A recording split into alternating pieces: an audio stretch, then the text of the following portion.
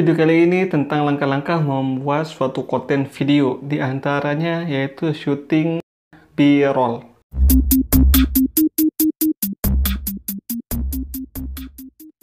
Halo guys, selamat datang kembali di channel Arul Anikos. Di video kali ini gue akan berbagi cara langkah-langkah kita membuat suatu video atau konten video di YouTube ya guys. Jadi ada beberapa langkah, yaitu di antaranya syuting B-roll. Tapi sebelum itu, jika kalian suka dengan video ini, jangan lupa untuk like dan subscribe channel ini supaya lebih berkembang ya guys, dan supaya lebih semangat lagi bikin videonya. Dan setelah video ini kalian bisa cek video yang lainnya di channel Arul Anikos, siapa tahu ada informasi yang penting untuk kalian.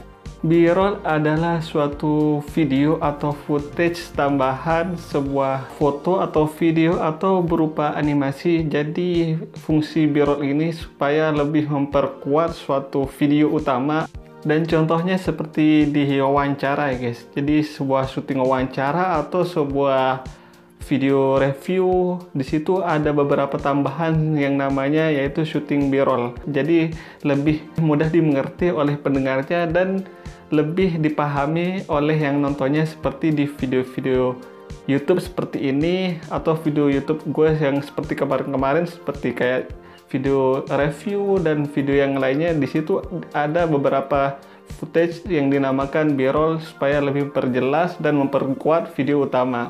Selain ada istilah B-roll, juga ada istilah A-roll yang dinamakan A-roll, jadi footage utama atau video utama. Jadi video yang menyampaikan, dan B-roll itu sebuah video footage tambahan yang memperkuat dalam memperjelaskan suatu video. Dan gue akan memberikan contoh sebuah video wawancara, yaitu sebuah wawancara orang yang berawal dari iseng menjadi sebuah YouTuber atau konten kreator. Anggap saja orangnya gue sendiri ya guys. Contoh ini anggap saja ada orang yang mewawancarai gue, yaitu sebagai berawal dari iseng menjadi sebuah orang yang terjun ke dunia YouTuber atau konten kreator. Nah, di situ ntar gue akan selingi, akan gue tambahkan yaitu sebuah footage B-roll yang bisa kalian bisa memahami, dan ada kisah-kisah mengapa gue bikin video di YouTube. Nah, jadi begini nih hasilnya.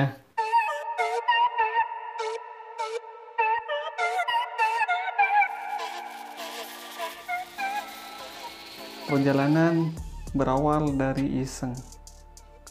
Sebenarnya untuk jadi konten kreator atau YouTuber itu bukan suatu pilihan sih buat gua, karena berawal dari iseng, punyanya sebuah handphone yang hanya bisa dipakai suatu media sosial seperti Facebook dan yang lain-lain, itu suatu sangat membosankan buat gua.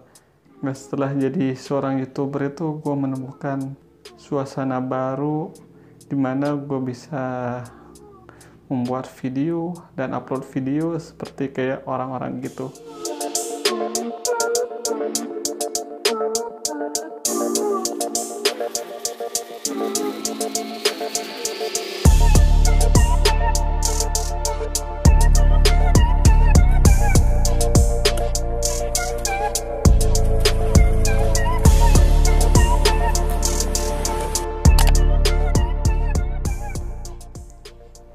Motivasi gue membuat channel di YouTube itu karena mempunyai sebuah smartphone yang awalnya udah bosen main media sosial, dan setelah itu gue merasa seakan-akan punya sebuah HP itu tidak bermakna lagi. Dan setelah gue menjalani bikin video, bisa upload video ke YouTube, di situ gue mulai merasa punya handphone itu merasa bermakna lagi, dan mulai semangat lagi kita menggunakan sebuah smartphone. Gue pertama mulai menjadi seorang content creator atau YouTuber, sebutannya ya lah, meskipun pemula, kamera gue tuh ya smartphone. Di situ gue bisa manfaatin punya handphone yang udah ada kameranya, meskipun gue belum bisa beli kamera. Dan gue terus berlatih dan terus belajar, dan kesitu sedikit udah bisa. Disitulah gue ada keinginan nabung dan ingin beli sebuah kamera, dan akhirnya bisa mempunyai sebuah kamera. Ya, sebuah kamera tidak bagus-bagus banget, tapi kita bisa berkarya lebih profesional dan lebih meningkat lagi kepada yang lebih konsisten. Di situ gue banyak belajar. Jadi hidup itu nggak bisa langsung ujuk-ujuk, jadi kita perlu proses. Dan ini adalah sebuah proses buat gue, dari sebuah kamera handphone ke kamera digital. Kendala dalam membuat video, sebenarnya sih kalau kita menikmati nggak ada kendala, tapi ada saja kendala. Kalau kita bilangin, ya mungkin dari segi alat yang terbatas di situ. Lalu ada lucunya lagi, ketika kita udah siap berangkat dan pengen buat video di luar, kadang pas nyampe tempat kamera udah dibawa, malah tripod yang lupa dibawa. Dan itu merupakan suatu kesulitan bagi gua yang syutingnya sendiri, jadi tanpa tripod gua gak bisa ngapa-ngapain.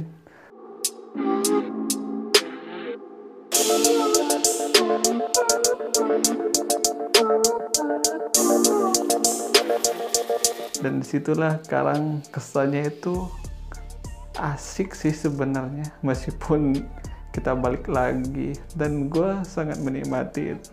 Tapi jangan lupa untuk berkarya meskipun alat sederhana dulu, karena kita bukan sultan dan kita butuh proses.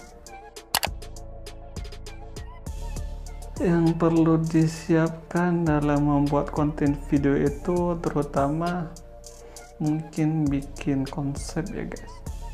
Bikin konsep, dan kita perlu mencatat poin-poin apa saja yang akan kita sampaikan. Di situ gue merasa ada kegiatan, meskipun dengan sederhananya sebuah kita menulis dengan buku apa adanya, bukan laptop kayak orang yang udah sultan, bukan.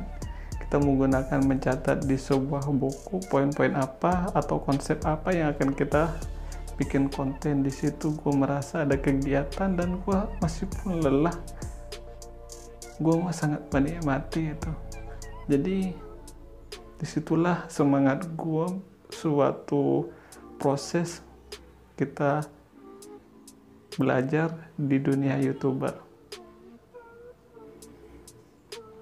Karena gue pernah dengar ada pepatah, meskipun alat, jangan ketergantungan kepada alat, tapi gimana caranya supaya alat yang sederhana yang udah kita punya itu menghasilkan sebuah karya yang sangat maksimal.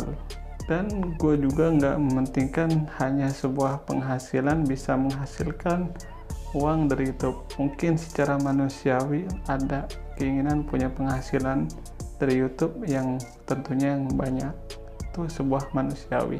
Tapi nilai plusnya buat gue bisa belajar setting kamera, bisa belajar teknik kamera, bisa belajar editing, dan bisa mencari-cari solusi. Itulah motivasiku.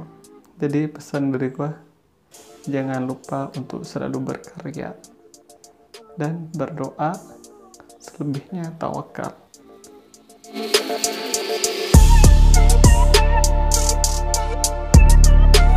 Dan itulah hasilnya gue bikin video, ditambahin beberapa syuting B-roll. Ya mungkin coba kalian bayangkan, apabila gue syutingnya ngobrol aja, wawancara aja, tanpa diselingi dengan syuting B-roll seperti tadi, mungkin lebih lama untuk dipahami, atau bisa jadi tidak dipahami. Setelah ditambahkan dengan footage B-roll, jadi mungkin lebih mudah dipahami dan lebih memperjelas isi video yang gue buat. Jadi B-roll itu memberikan sebuah visualisasi di video kita supaya lebih memperjelas penyampaiannya dan lebih memperkuat alur cerita dalam video tersebut.